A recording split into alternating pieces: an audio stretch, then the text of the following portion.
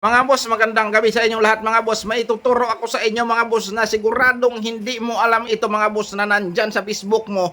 Kaya wala kang earnings ngayon kahit gaano kalaki yung views mo.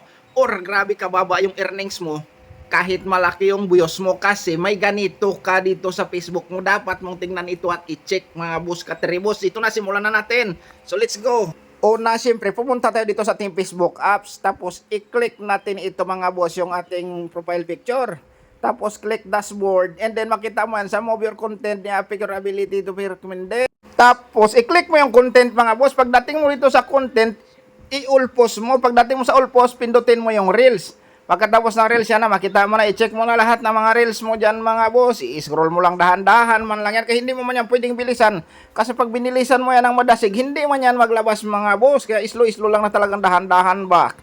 Sige, scroll lang natin. Good naman dito yung ibang mga reels natin. Tingnan mo talaga mga boss. Tingnan mo mabuti. Huwag kang kukurap talaga mga boss. Ito na.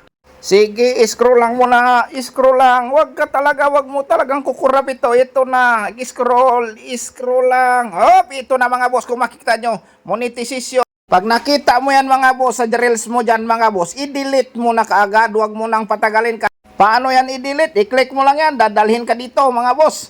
Pagdating mo dito mga boss, this post you can be no approve. Okay, punta ka na dito mga boss. I-click mo lang yan 3 dots sa gilid mga boss. Tapos dadaling ka sa original post. Ayan na siya boss, may pula doon sa taas. Kita mo yan mga boss. Your video is black. I-delete mo na yan mga boss. Pagka-delete mo, okay na yan mga boss.